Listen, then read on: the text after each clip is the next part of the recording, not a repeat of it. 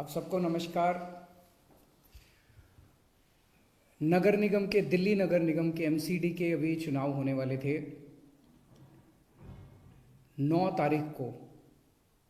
जो दिल्ली चुनाव आयोग है, स्टेट इलेक्शन कमीशन है दिल्ली का, उन्होंने सुबह सुबह एक प्रेस इनविटेशन भेजा कि आज शाम को 5 बजे चुनाव आयोग एमसीडी के चुनावों की तारीख का ऐलान करेगा, डेट्स ऐलान करेगा, किस तारीख को नॉमिनेशन होगा, किस तारीख को विड्रॉ किया जा सकता है, चुनाव किस तारीख को होंगे।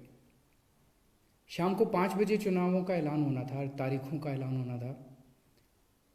4 बजे, उसके 1 घंटा पहले, केंद्र सरकार ने चुनाव आयोग को चिट्ठी लिखी कि हम दिल्ली के तीनों नगर निगमों को एक साथ एक नगर निगम बनाने जा रहे हैं, इसलिए आप ये चुनाव टाल दीजिए। 5 बजे चुनाव आयोग ने चुनावों केंद्र सरकार के कहे के मुताबिक चुनाव टालने का ऐलान कर दिया। शायद भारत के इतिहास में पिछले 75 साल में आज़ादी के बाद से पहली बार ऐसा हुआ होगा कि केंद्र सरकार ने सीधे किसी राज्य के चुनाव आयोग को चिट्ठी लिख के चुनाव टालने के लिए कहा है। लोगों के अंदर बातचीत चल रही है कि 2-3 बातें चल रही हैं। 7 साल से 8 साल से केंद्र में भारतीय जनता पार्टी की सरकार है। 8 साल, अगर इनको तीनों एमसीडीज को एक साथ करना था, इकट्ठा करना था, 8 साल में इन्होंने क्यों नहीं किया? चुनाव की तारीखें ऐलान करने के 1 घंटा पहले इनको अचानक याद आई कि अब हमें तीनों एमसीडी को इकट्ठा करना है, इसलिए चुनाव टाल दिए जाएं। तो लोग कह रहे हैं कि एमसीडी को इकट्ठा करना, एक करना तो बहाना है, मकसद चुनाव टालने का था। क्योंकि बीजेपी को लग रहा था कि दिल्ली में अब अगर चुनाव होंगे तो आम आदमी पार्टी की ज़बरदस्त लहर है, बीजेपी उस लहर में बह जाएगी और बीजेपी हार जाएगी, इसलिए चुनाव टालने के मंशा से ये किया गया। दूसरा, ये भी लोग कह रहे हैं कि चुनावों का तीनों नगर निगम एक साथ करने से क्या लेना देना है। आज 3 नगर निगम हैं दिल्ली में, 272 वार्ड हैं, कुछ इसमें कुछ इसमें कुछ इसमें।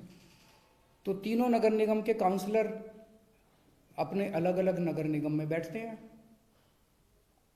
चुनाव हो जाने दीजिए, अगर तीनों को इकट्ठा भी कर दोगे आप तो वो एक जगह बैठने लग जाएंगे। दोबारा चुनाव कराने की क्या जरूरत है? अभी चुनाव रोकने की क्या जरूरत है? चुनाव टालने की क्या जरूरत है? चुनाव करवाओ, नए काउंसलर आएंगे और नए काउंसलर जो भी आएंगे वो जब तक तीनों नगर निगम है तीनों में बैठ जाएंगे, एक नगर निगम होगा वो एक साथ आके बैठ जाएंगे।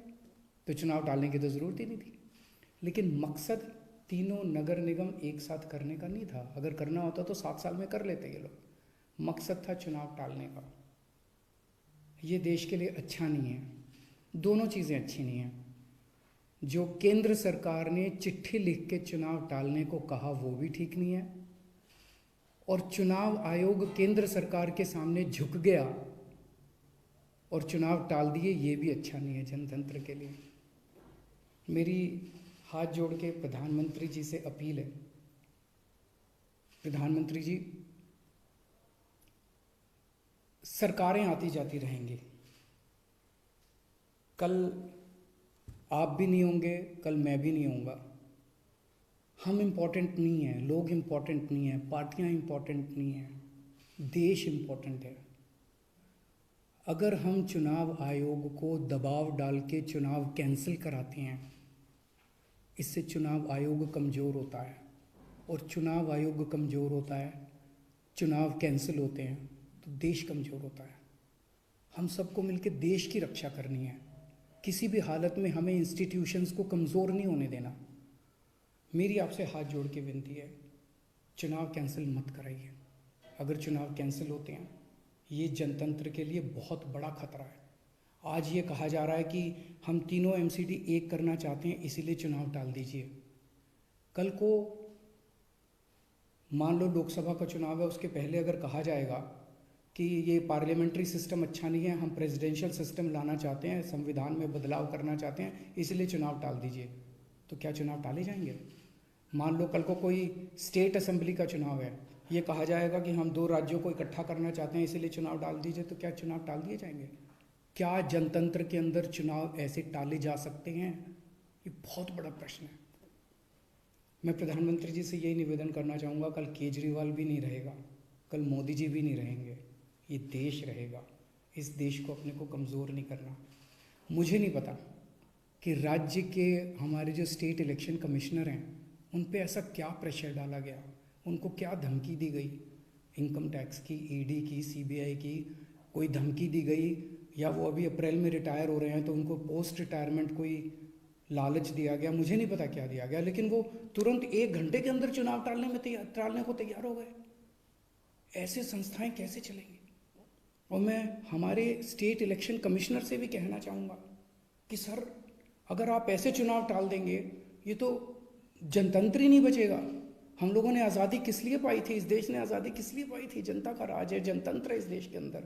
आप ऐसे चुनाव टाल देंगे तो जनतंत्र ही नहीं बचेगा। मुझे नहीं पता आपके ऊपर क्या प्रेशर डाला जा रहा है, मुझे नहीं पता आपको क्या धमकी दी जा रही है या क्या लालच दिया जा रहा है, लेकिन सर, जो भी आपको धमकी दी जा रही है, जो भी आपको लालच दिया जा रहा है, बाहर आके बता दीजिए देश को, सारी जनता को बता दीजिए। देश आपके साथ खड़ा होगा, पूरा देश आपका साथ देगा। पर झुकिए मत सर, किसी के सामने मत झुकिए। देश की बात है, जनतंत्र की बात है। नमस्कार।